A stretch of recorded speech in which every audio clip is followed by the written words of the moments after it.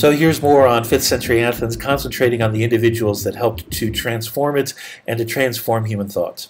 First, a historian. So Herodotus is very famous as one of the very first historians, one of the very first people to sit down and write a history. And it's instructive to note that he has a reason for writing this. He has an argument that he is trying to get across. He's writing about the Persian Wars, and he's talking about why it is that these wars occur from his own perspective. His approach to this is anecdotal and almost sociological.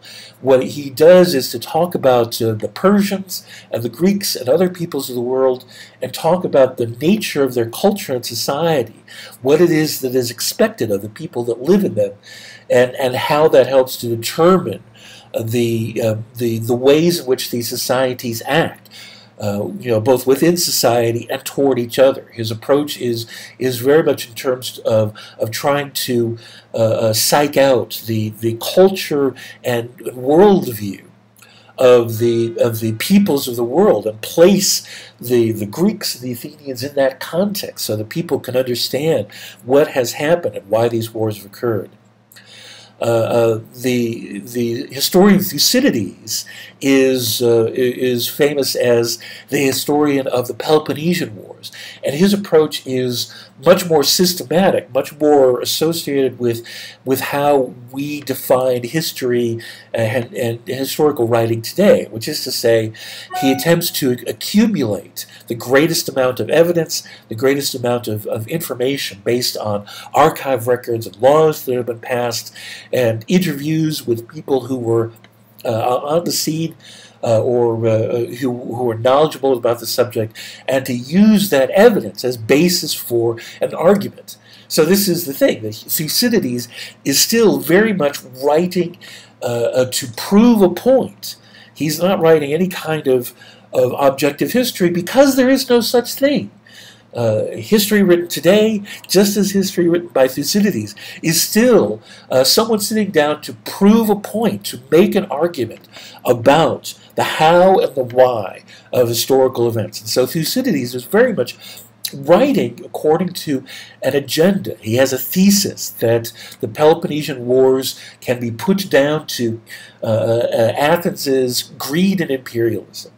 And so his argument throughout this piece is to place the blame for the Peloponnesian War on Athens overreaching itself. And yet his use of evidence allows the reader to form his own conclusions, to decide the extent to which he or she agrees with Thucydides' argument. And this is the crux of the model of historical writing that modern historians very much believe in to this day. In terms of playwrights, okay, so we have Sophocles, who writes most famously the trilogy of stories about Oedipus, the Oedipal cycle, Sophocles is writing tragedy that bears a lot of hallmarks of epic poetry. It tells a story that is known to the audience, and so this allows Sophocles to focus on the mistakes and choices that the characters make, and the way in which they reflect or do not reflect societal norms, morality, and the way in which they result in tragedy, result in punishment, if these are choices that are destructive to the community.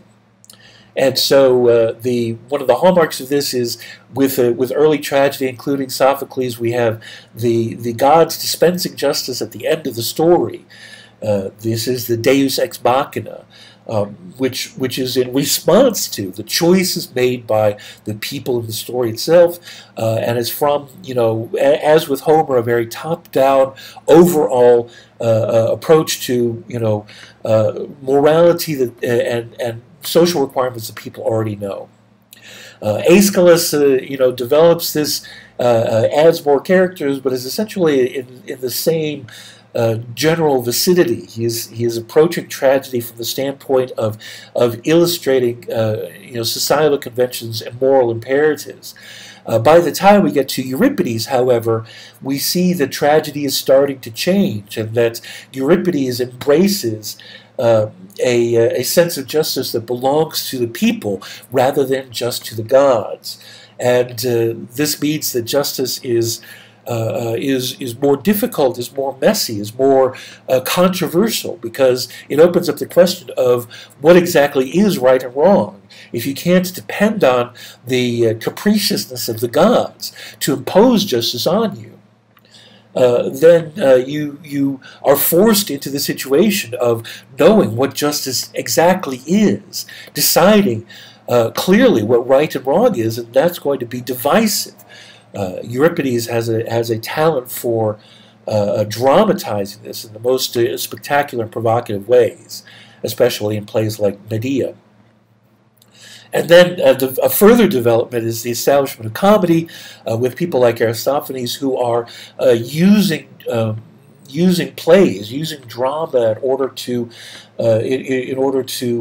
call the Athenian people to arms,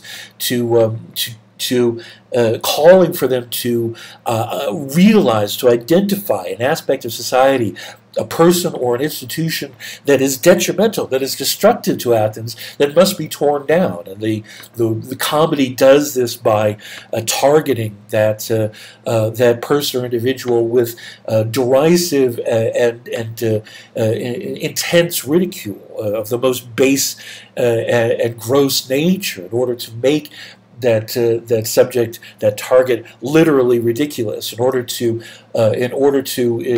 invoke in the audience a change of attitude. So comedy very much is not just about amusement. It is not about entertainment. It is about even more so than tragedy. Much more so than tragedy. It is about inciting social change. Amongst philosophers undergoing great transformation in the 5th century. So earlier on we had Pythagoras. Pythagoras is established as arguing that that there is a mathematical component to what is out there in nature. He establishes that what is aesthetically beautiful can be understood in terms of human rational thought. It is not a mystery. It is not opaque to us. It is not in the domain of the gods. It is something that can be understood and rationalized. The way Pythagoras does this is in terms of harmony, which can be discussed mathematically. Something that is beautiful and subjectively, aesthetically pleasing to the ear, is not the product of something mystical. It is something that can be understood through reason, philosophy, and science. This is empowerment for the human mind. This is saying that humans can understand what is most awesome about the physical world around us. We no longer are in the hands of the gods to explain or define things for us. Humans can define these things for themselves. In the 5th century, we have Protagoras. Protagoras argues that that man is the measure of all things. In other words, that the world around us is determined by how mortals define them. This is the extreme of the empowerment of humans with respect to the natural world around us. And this brings us into the debate over how we define justice, how we define right and wrong that I mentioned before. This is the debate of nomos versus physis. And so nomos is the side that says that that humans determine whatever it is that is in the world around us.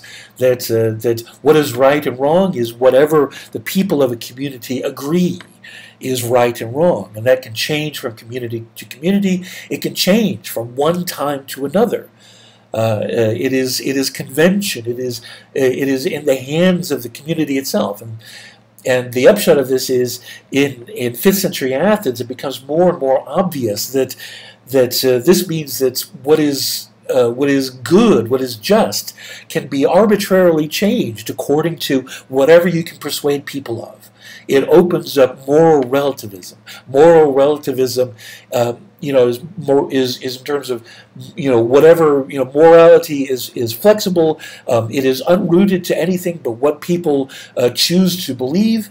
It has no grounding. It can shift around like a weather vane, depending on who is persuasive and who is persuaded. The alternative to this is physis. Physis is the belief that there is a universal law, that there is truth that is beyond what humans decide, or even what the gods decide. That is something inherent in the universe, that certain things are just, certain things are wrong. And so the quest of a philosopher who believes in this is to find these universal truths and find a way to explain them to other people. Socrates, the real Socrates, rejects the arguments of the sophists, rejects the moral relativism, rejects the argument of nomos and convention, and dedicates his life to the search for universal truth, to the search for the underlying inherent idea of what is good and true, and so as mentioned before, it's a case of character assassination. That Socrates in The Clouds is presented as the leader of the sophists. This could not be more wrong. Socrates has a student. Has many students, but the best known of them is Plato. It is through Plato that we have the arguments of Socrates. Socrates never wrote down his works. Instead, we have Socrates as a character in dialogues and essays written by Plato that express Socrates' philosophy and his method of action, which is to ask people questions that break down their assumptions, that target their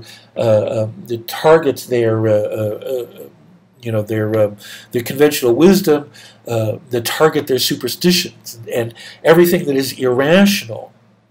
The modus operandi of Socrates is to ask question after question that exposes irrational beliefs, to try to get at what is rational, to try to get at a sense of what is ultimately true through the casting away of what is superstitious and irrational.